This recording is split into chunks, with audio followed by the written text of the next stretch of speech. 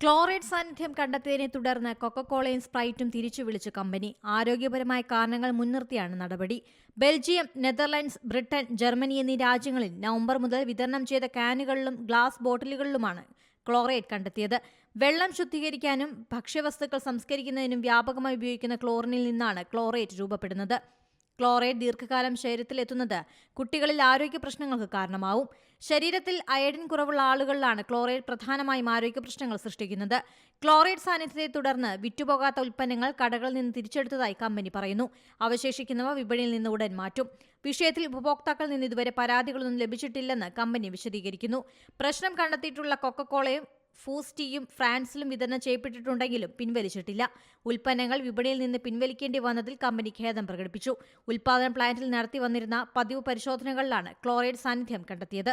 ഏറ്റവും പുതിയ വാർത്തകളും വിശേഷങ്ങളും വിരൽ തുമ്പിലറിയാൻ സീ മലയാളം ന്യൂസ് എല്ലാ ഡിജിറ്റൽ പ്ലാറ്റ്ഫോമുകളിലും ലഭ്യം.